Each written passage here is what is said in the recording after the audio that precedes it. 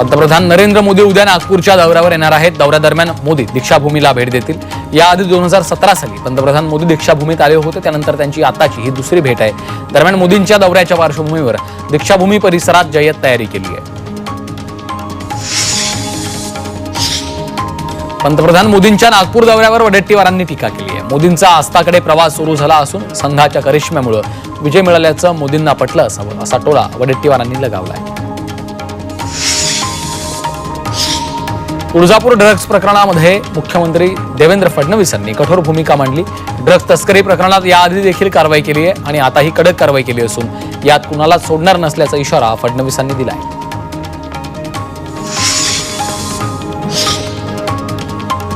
करुणा मुंडे पोटगी प्रकरणाची पुढची सुनावणी 5 एप्रिलला होणार आहे। दोन्ही बाजूने युक्तिवाद मांडण्यात आलाय, तर पुढील तारखेपर्यंत पुरावे सादर करण्याचे आदेश कोर्टाने दिले।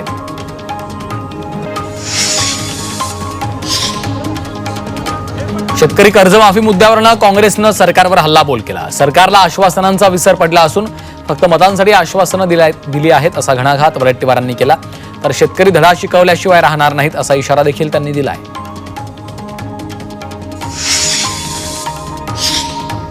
वाशिम जिल्ह्यातील जलजीवन मिशन योजनेचं काम निधी अभावी रखडलं, अशी कबुली वाशिमचे पालकमंत्री दत्तात्रय भरणे यांनी दिली आहे। पाणी पुरवठा योजनेसाठी 100% निधीचा तुटवडा होता, त्यामुळे या योजनेचं काम रखडलंय असं त्यांनी म्हटलं। आढावा बैठकीत त्यांनी ही कबुली दिली आहे।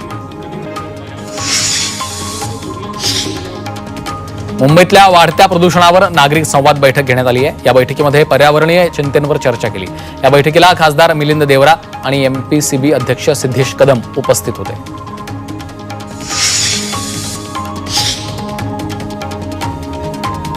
वाशिमच्या रिसोड तालुक्यातल्या रिठड ग्रामपंचायतीमध्ये 2 महिला सदस्यांची उपसरपंचपदी निवड झाली। ग्रामपंचायतीच्या बैठकीत सर्व सदस्यांच्या सहमतीने हा निर्णय घेतलाय। या निर्णयामुळे सर्व समाज घटकांना न्याय मिळेल आणि ग्रामपंचायतीचं प्रशासन अधिक कार्यक्षम होईल असा विश्वास व्यक्त केला।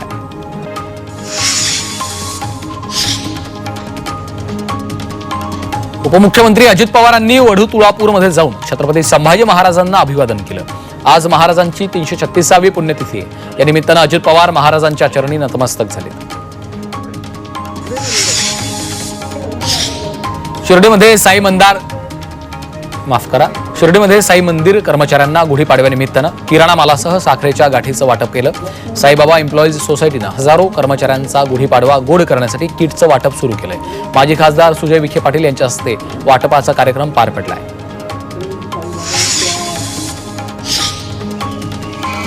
बेळगाव शहरातील कपिलेश्वर मंदिरामध्ये पोलिसांच्या श्वानाकडनं छत्रपती संभाजी महाराजांना अभिवादन केलं। पोलीस दलानं श्वानांसह कपिलेश्वर मंदिरात तपासणी केली। या दरम्यान मंदिरात ज्या ठिकाणी महाराजांच्या फोटोंचं पूजन केलं तिथं जाऊन या श्वानांना मानवंदना दिली। लासल गावात मुख्यमंत्री स्वच्छ बाजार आवार अभियान पार पडलं। शासनाच्या 100 दिवसांचा कृती आराखडा या कार्यक्रमाअंतर्गत अभियानाचं आयोजन केलं होतं। या अभियानामध्ये व्यापाऱ्यांनी मोठा सहभाग नोंदवलाय। उन्हामुळे शाळा सकाळच्या सत्रातच घ्या असे निर्देश शालेय शिक्षण विभागानं राज्यातल्या सर्व शाळांना दिलेत। यानुसार सर्व शाळा सकाळी 7 वाजताच भरणार आहेत। प्राथमिक शाळा 11:15 पर्यंत असतील, तर माध्यमिक शाळा अर्धा तास जास्त अर्थात 11:45 सुटणार आहेत।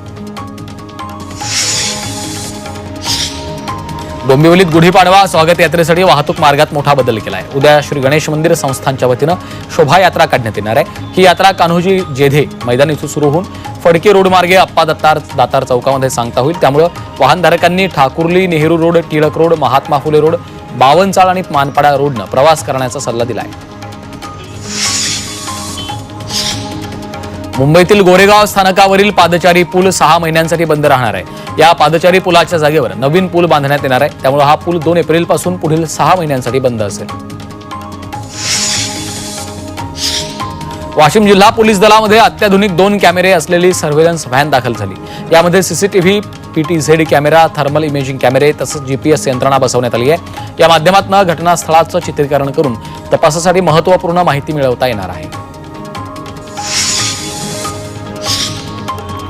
सोलापुरातून गोवा मुंबईसाठी विमान सेवा सुरू होणार आहे। DGCA कडनं हवाई सेवेला हिरवा कंदील दाखवण्यात आला। फ्लाय कंपनी विमान सेवा सुरू करणार आहे। 2 महिन्यात ही सेवा सुरू होण्याचा अंदाज आहे। पुरंदर विमानतळ भूसंपादनाची प्रक्रिया तातडीनं पूर्ण करण्याच्या सूचना MIDCच्या मुख्य कार्यकारी अधिकाऱ्यांना दिल्यात. भूसंपादनानंतर लगेच विमानतळाचं काम सुरू करावं असे निर्देशही दिले. मुंबई महापालिकेतील अधिकाऱ्यांच्या बदल्या करण्यात आल्या. आयुक्त भूषण गगराणी यांच्या आदेशानुसार बदल्या केल्या आहेत. उपायुक्त, सहाय्यक आयुक्तांसह 12 जणांच्या बदल्या करण्यात आल्या.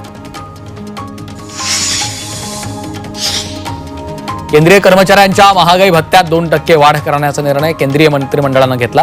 या वाढीमुळे महागाई भत्ता 53% 55% पोहोचला. ही वाढ 1 जानेवारीपासून लागू होणार आहे.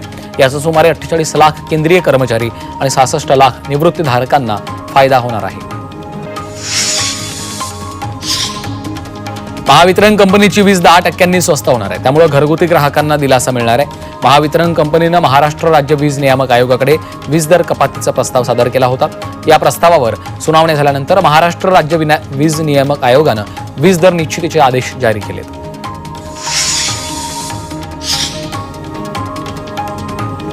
श्री सिद्धिविनायक मंदिरामध्ये गणपतीच्या सोन्याच्या अलंकाराचा लिलाव केला जाणार आहे. गुढीपाडव्याच्या मुहूर्तावर सकाळी 11 ते सायंकाळी 5 पर्यंत लिलाव करण्यात येणार आहे. तुळजाभवानीला 1 किलो सोन्याचं गुप्तदान दिलंय. गुप्तदानाची किंमत 1 कोटीच्या घरात आहे. 1 किलो सोन्याची 11 बिस्किटं देवाचरणी अर्पण केली. अज्ञात भाविकांना दानपेटीमध्ये हे गुप्तदान टाकलं.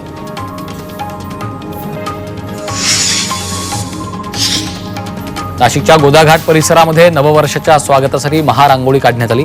20,000 स्क्वेअर फुटावर ही रांगोळी काढली आहे. तर ही रांगोळी काढण्यासाठी 100 महिलांनी सहभाग घेतलाय. या रांगोळीच्या माध्यमातून पुण्यश्लोक अहिल्यादेवी होळकर यांच्या आयुष्यामधील प्रेरणादायी प्रसंग दाखवण्यात आलाय.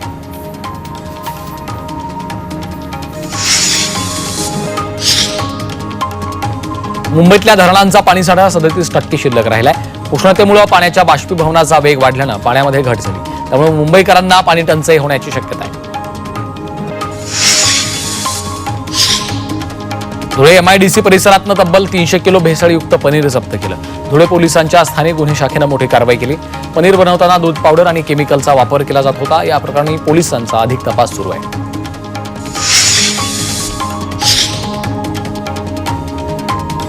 यवतमाळ जिल्ह्यातल्या उमरखेड नांदेड महामार्गालगतच्या चिंचोली पुलाची उंची वाढवण्याची मागणी ग्रामस्थांनी केली. पुलाची उंची कमी केली असून तो जीर्ण झालाय. दरवर्षी पुलाला पुराचा विळखा बसतो. त्यामुळे वाहतूक ठप्प होते आणि ग्रामस्थ गावात अडकून पडतात. त्यामुळे पुलाची उंची वाढवण्याची मागणी होते. गोंदियाच्या जयस्तंभ चौक परिसरामध्ये प्रशासकीय इमारतीचा वीज पुरवठा खंडित झाला.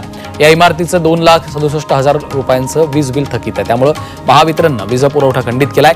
यामुळे इमारतीत येणाऱ्या वयोवृद्ध, दिव्यांग अधिकारी, कर्मचाऱ्यांना याचा फटका बसतोय.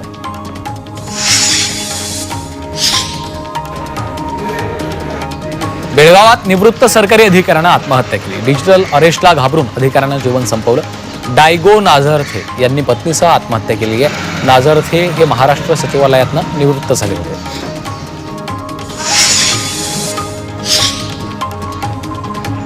सांगलीमध्ये नशेविरोधात जनजागृती रॅली काढण्यात आली. वांगलेवाडी विजयनगर परिसरात नशामुक्त रॅली आयोजित केली होती. यामध्ये शालेय विद्यार्थ्यांसह नागरिक मोठ्या संख्येने सहभागी झाले होते. दलित महासंघाच्या वतीनं सांगली महापालिका कार्यालयाच्या समोर दूषित पाणी फेको आंदोलन करण्यात आलं. ड्रेनेज आणि गटारीवर कोट्यवधी रुपये खर्च करून देखील पावसाचं पाणी रस्त्यावरच साचून राहत असल्याचा आरोप दलित महासंघानं केलाय.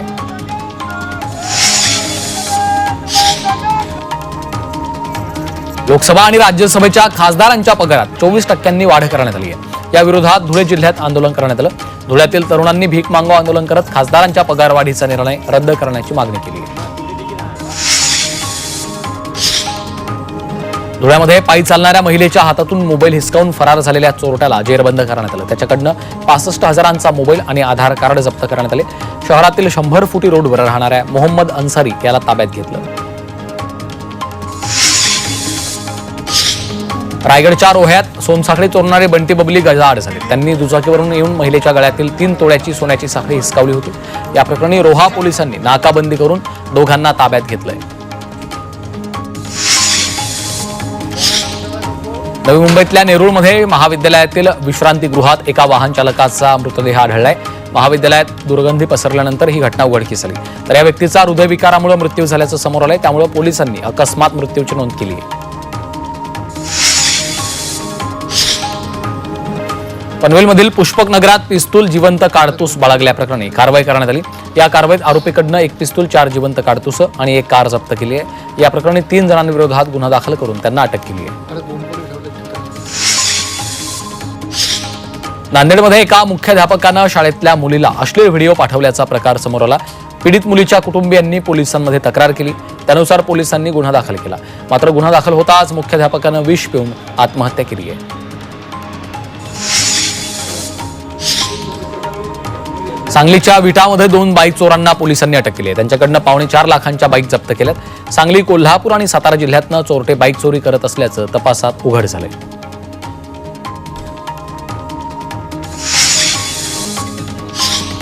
जळगाव जिल्ह्यातल्या अमळनेर पोलिसांनी तब्बल 11 लाखांचा गांजा जप्त केला। अमळनेर पोलिसांनी जळूद रस्त्याजवळ ही कारवाई केली। या प्रकरणी पोलिसांनी दोघांना ताब्यात घेतलं असून दोघे बोलेरो गाडीतून गांजाची वाहतूक करत होते। त्यांच्याकडनं 11 लाखांच्या गांजासह 19,39,000चा मुद्देमाल जप्त केला।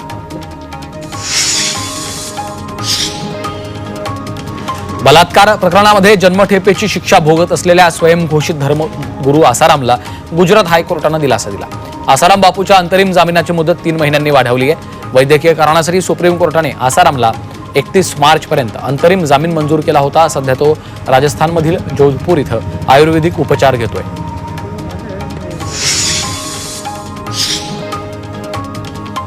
न्यू इंडिया कोऑपरेटिव्ह बँकेतील 122 कोटींच्या अपहाराप्रकरणी आर्थिक गुन्हे शाखेनं बिहारमधील 10 इलेक्ट्रॉनिक वस्तूंच्या दुकानांवर छापे टाकले। या प्रकरणातील अटक आरोपी जावेद आझम याच्या मालकीची ही दुकानं आहेत। त्यांना सील करण्याची प्रक्रिया सुरू असल्याचं अधिकाऱ्यांना सांगितलं।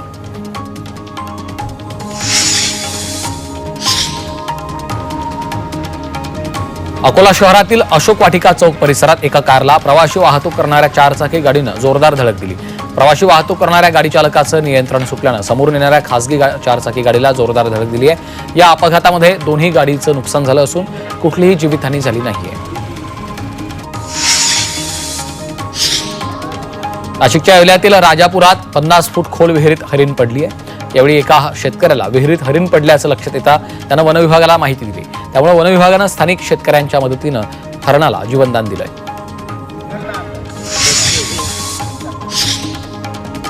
अकोल्यात 10 फुटांच्या भल्या मोठ्या अजगराला सर्पमित्रांनी जीवनदान दिलं। काटेपूर्णा PKV जॅकवेल परिसरात हा साप पाईपमध्ये लपून बसला होता। अथक परिश्रमानंतर अजगराला बाहेर काढण्यात यश आलंय।